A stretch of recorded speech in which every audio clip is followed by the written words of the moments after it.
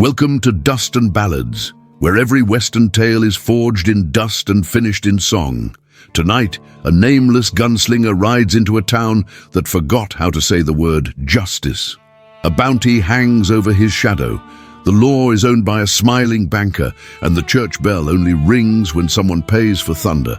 This is a spaghetti western of promises carved into bone, betrayal, blood, and a reckoning at sundown. Stay through the last note. When the guns go quiet, the music will tell what words can't. Subscribe and keep the lantern lit.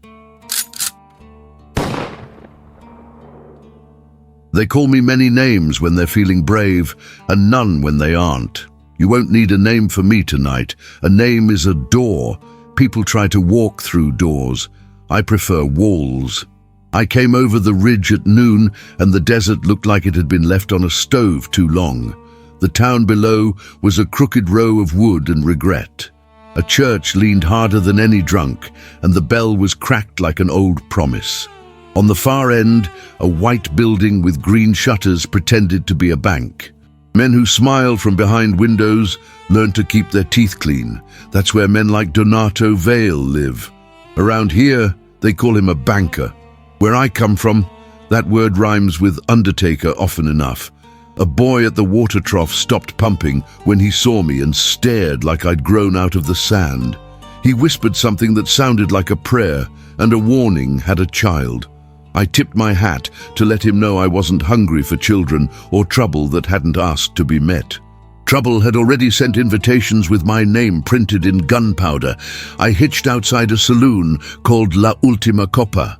The swinging doors moved slow, as if they'd learned to listen before letting anyone through. Inside, flies hummed in 3 languages, and a piano sat with its teeth knocked out. The barkeep had a mustache that had seen more crimes than a judge and fewer regrets. He poured me water without asking and said, "We don't need your kind." I told him he didn't know my kind. He said he knew the price on my head and that knowledge was close enough. "Who's buying?" I asked. He nodded toward the corner. A thin man with a silver vest and a boiled egg face counted coins like he was training them to march. Donato Vale. Beside him, the sheriff wore a star like an apology for being alive. They were talking soft, the way snakes talk, before they decide which ankle to choose. I hadn't come for them, not at first. I had come for a story that had lost its ending, and for the woman who'd been ground into that missing page. Her name was Raina Cruz. She held a deed her family had carried in a leather tube, since it mattered to carry truth that way. Vale's men had taken her brother to teach the deed new handwriting. The sheriff had signed the lesson. They said Raina had left town afterward. People always say the same thing about the ones who stop appearing in the places where they hurt. They say left. They mean disappeared. On the wall behind the bar hung a wanted handbill with a drawing that looked like a man who needed to be corrected by a bullet. The name on it was mine, or at least close enough to make things interesting. The bounty was large enough to pay for a new bell, a new sheriff, and a better lie. Men in the room read it with their ears and fingers. I didn't turn around. Turning around is a kind of consent. "Sheriff," I said without looking, "tell your banker to keep his money. I came for a question he can't afford the answer to." The sheriff laughed like a mule meeting a fence. Vale stood, smoothed his vest, and walked the way fat cats walk across tables. "Questions are expensive," he said. "Answers bankrupt." "Then you should be the richest man here," I told him. That's when the doors pushed themselves open for 2 bounty men who had ridden me from another county like ghosts who paid for salt. One had a scar that ran from his ear into his hairline as if it were trying to scalp him early. The other kept tapping the barrel of his pistol like a preacher anxious to begin the sermon. They came in friendly and then remembered who they were. Their faces closed. "You've ridden a long trail," I said. "You ought to rest." "We will," the scarred one said. "On your shadow." The room tightened. Vale's smile stretched. The sheriff's hand went to his belt. The barkeep looked at the floor as if it might pay him for his interest. In a town like this, the first man to move fast ends up slow forever. I stood without scraping my chair and let the sun coming through the door find a friend in my coat. What happened next was small and final. 2 shots that sounded like someone folding a bad hand. When the smoke blinked off the air, the bounty men were learning what the floor could teach them. The sheriff's star trembled like it had remembered it could shine. Vale stopped smiling, which is a language I speak fluently. "Bury them," I said to the barkeep. "On me." I put a coin on the bar large enough to make a point.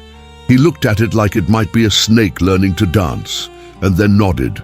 Vale said I'd just made enemies I couldn't afford. I told him I'd been living on credit a long time. He told me the Cruz Ranch had been sold fair and square. I said fairness has never once needed a sheriff's signature to breathe. He told me Raina had run away to marry the wind. I told him if the wind had married her, the dust wouldn't settle like that when you said her name. He didn't like being told what gravity thinks. Men like Vale prefer their own physics. The undertaker came in carrying measuring rope, as if summoned by a bell no one else could hear. He glanced at me and then at Vale and decided to live another hour. He left carrying 2 lengths of rope and a shrug. I asked the barkeep where the mission stood. He said up the hill by the dry well, and that the priest was a good man who had learned to be quiet, to remain a man at all. I left the saloon through the back so I could say hello to the alleys before the alleys said hello to me. Behind the bank, 2 boys were playing knives with each other's futures. I told them to go home. They pointed at the bank and said, "That's home." I kept walking. The mission smelled like old wood and tired hope. The priest had a face that had been forgiven too many times. He looked at my coat, my hands, my eyes, and saw the order of things. "You're late," he said. "For what?" "For Raina," he said. Then he opened a drawer and took out a letter tied with blue ribbon. "She left this with me the night the sheriff came with papers. She said if a man with a shadow where his name should be ever asked, I should give it." The letter was written in a neat hand that could keep books and break hearts. Raina wrote about a cantera, a quarry beyond the Black Dunes, where Vale's men hid people until the town forgot them. She wrote about her brother Mateo, about how the sheriff called him a thief because the deed refused to speak English to men who only understood interest. She wrote that she would go where the river meets the red rock and wait for a rider who believed the wind tells on liars. She signed her name like it was a thing she trusted to continue. The priest said, "If you go there, you won't come back with all the parts God issued." "I never used them all anyway," I said. On my way out, I met the boy from the trough again. He had a lizard in his fist, and the lizard looked like it was praying for a different boy. "Senor," he whispered, "they take people at night. South path, no horses. They walk, so the dust won't talk." "What's your name?" I asked. He looked around like names could be stolen, and then said, "Isaias." "Tell your mother you saw a storm," I said, "and that it looked friendly."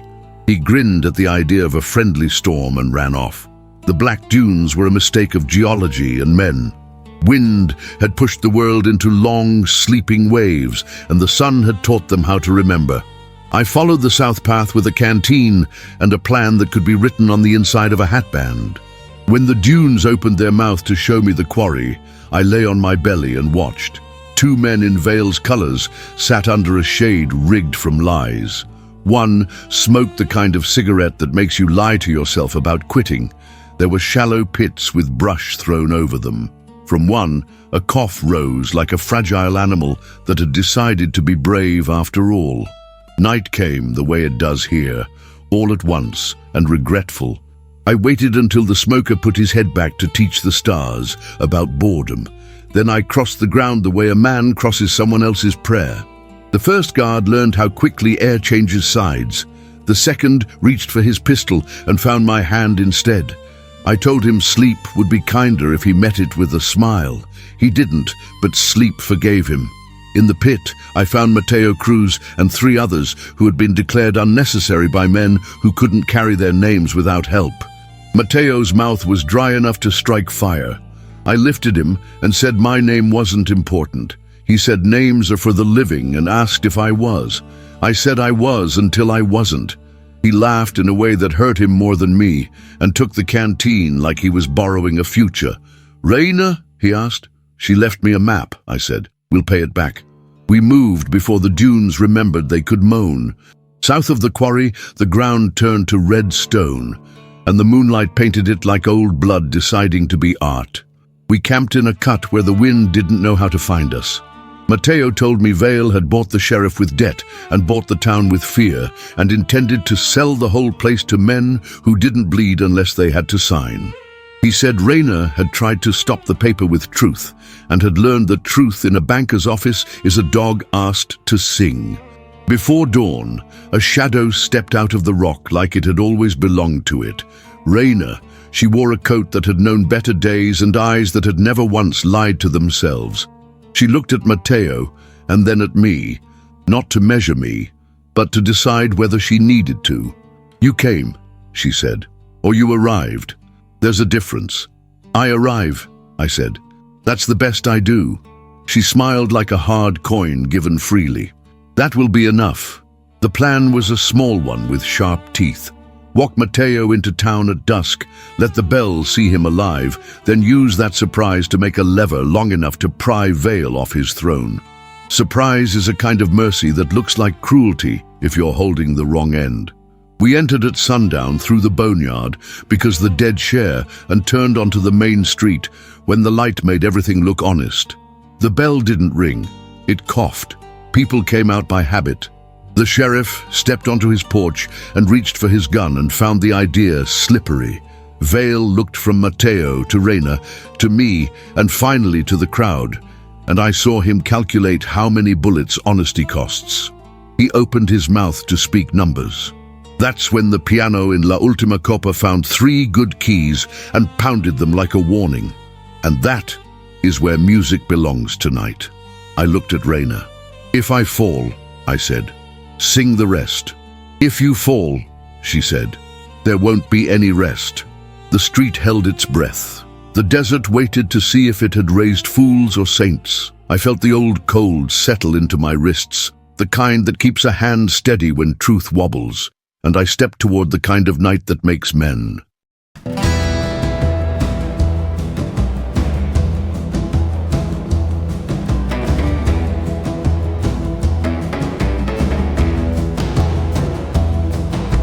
Lanterns blinked like tired eyes, the street forgot to breathe. 3 notes from a broken piano told the crowd to leave. I walked with names inside my coat, the ones the banker sold, and mercy felt like dust that only settles when it's told. If the law is just for sale, let the wind set price tonight. I will pay with steady hands and give your ledgers back their light. Raina, hold your brother close, Mateo, take your breath from me. I'll trade my shadow for your dawn and charge the desert for the fee. Sheriff's star was borrowed tin, Vale smile accounting trick. I raised my voice and found it sharp enough to cut his arithmetic. If fear built this little town, then fear can watch it fall. And when the bell remembers how it's gonna ring for all.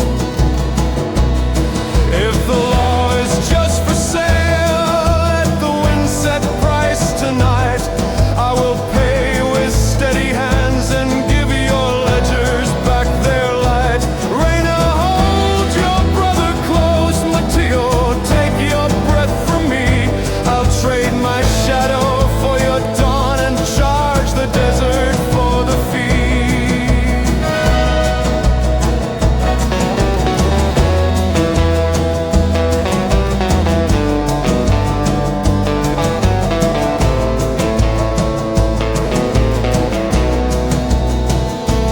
If I fall before the psalms sing the truth they try to hide, every grain of honest dust turn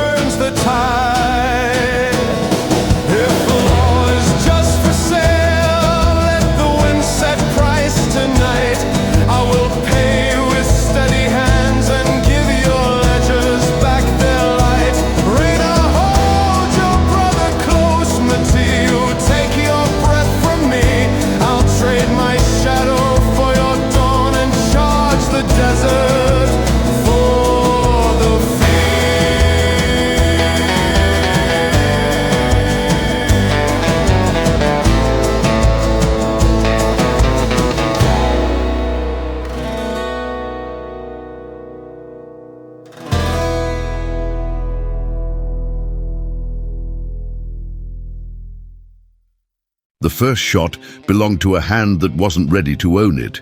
It cracked the air and put a hole in nothing useful. The crowd flinched, as crowds do when they remember they're made of skin. The sheriff drew, and I saw his wrist shake like a man trying to sign his name with someone else's hand. He aimed at Mateo because men like him always shoot at the future. I stepped into the line and taught his bullet the cost of changing its mind. It buried itself in the post beside my shoulder, and the splinters flew like tiny white flags. I spoke loud enough for the church to hear, for the bank to hate, for the desert to remember. "This man," I said, putting my palm on Mateo's back, "breathes under the paper that calls him gone. You wrote him out, I wrote him in." Reina's voice braided into mine. "The deed is ours," she said. "The land is our mother's and our dead's. Anyone who signs over a grave signs over his teeth to the next word." Vale laughed and raised a hand like a maestro conducting bad weather. 4 rifles appeared in windows. The piano coughed again and fell silent, like a man who had told all his jokes at once.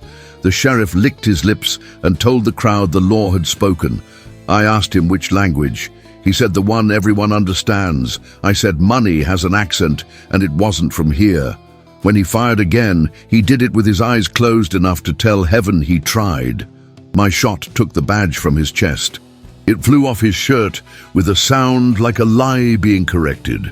He stumbled backwards into the bench and sat like a schoolboy who'd learned the answer was different this year. He stared at the hole in his shirt as if it were a mouth telling him he'd been rented out too long. The rifles in the windows didn't fire. The men behind them had wives who could do the math on coffins versus bread. Vale looked up at his shutters and understood what it means to run a company without employees. Panic makes a small squeak in the throat of a rich man right before it becomes a shout. He chose shout. He pulled a derringer from somewhere men of his type always keep one, fired at Reina and missed by the distance between greed and aim. I was already moving. My bullet bit his shoulder. He dropped the gun and began counting again, but this time his fingers did the numbers of a child. I walked him backward toward the bank until he hit the door and it hit back. "Open," I said. He looked around for an ally and found only a town that had remembered it owned its own name. The sheriff stood and took off his gun belt like he'd been asked to donate to a cause he didn't support. He put it on the bench and stared at a scuff on the floorboards as if it might confess first. Inside the bank, the air smelled like paper that thought highly of itself. I told Vale to open the vault. He told me it wasn't possible. I told him impossibility was a parlor trick and that the key was hiding inside his lies. He opened it because he had been practicing that motion since before he learned to walk.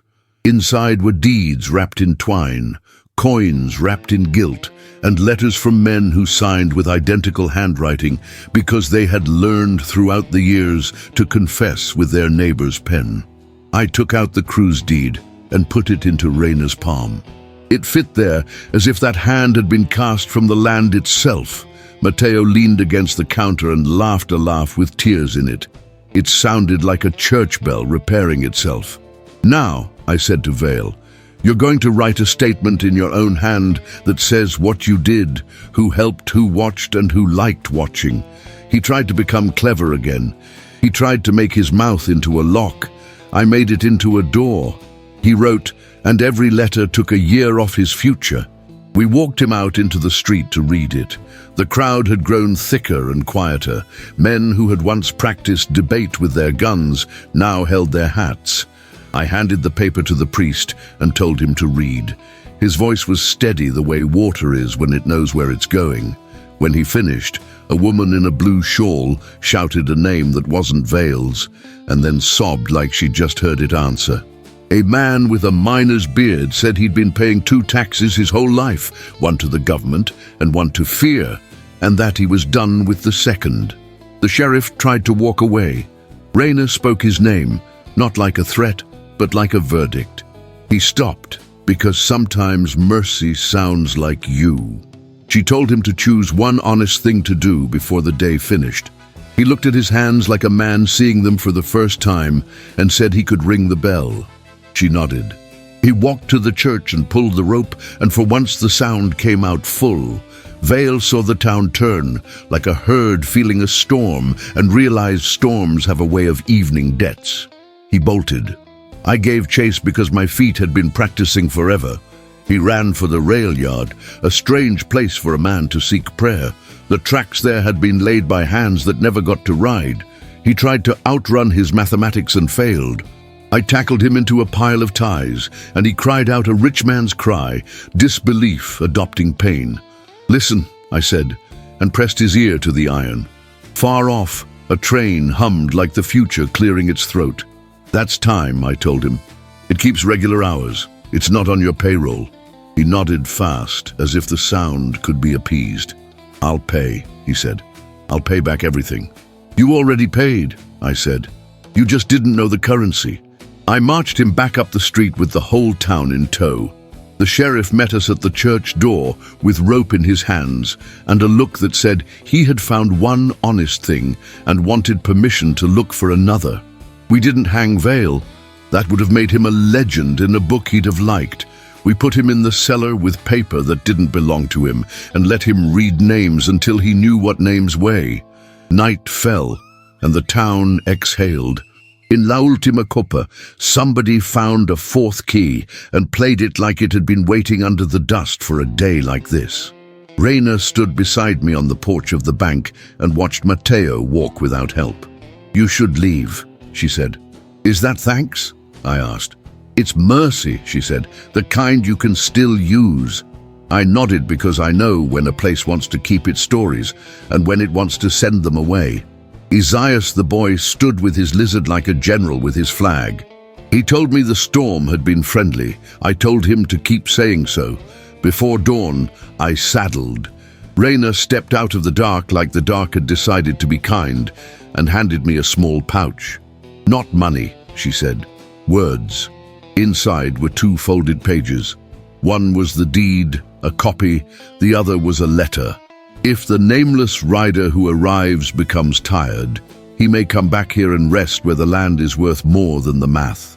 I said nothing because some things you only answer by not leaving quickly. I rode out when the east had just begun to remember itself. At the ridge, I turned for a last look.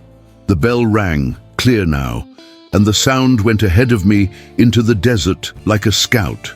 I followed it. "You won't need a name for me tonight. Names are for staying. I am for going until the going is done."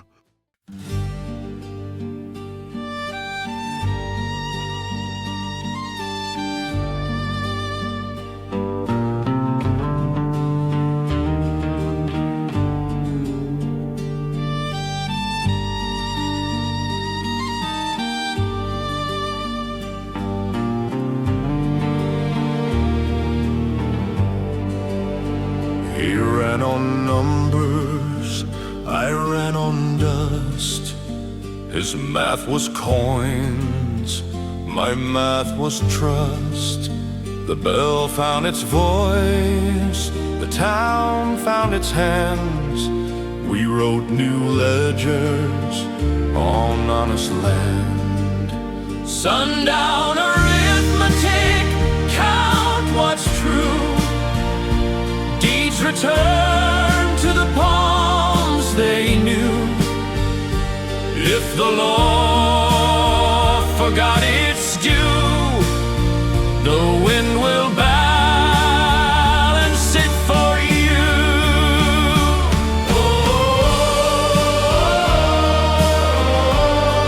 The wind will balance it for you.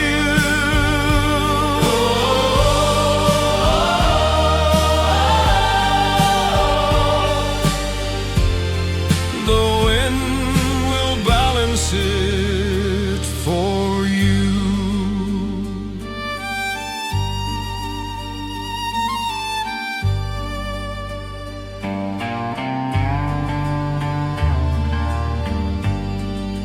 Raina kept the deed, Matteo kept his breath. The sheriff rang a bell and looked smaller than his death. I took the road without a name and left the town to hear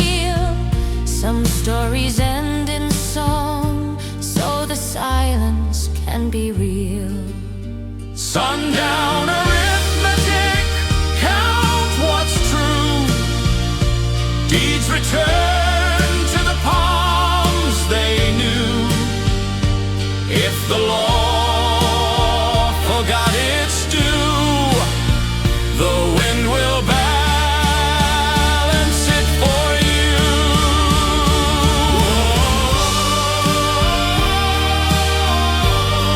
The wind will balance it for you.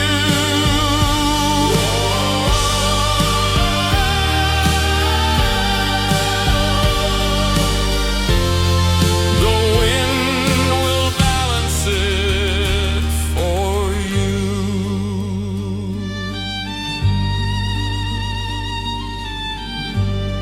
If you need me, light a flame. I'll answer without a name.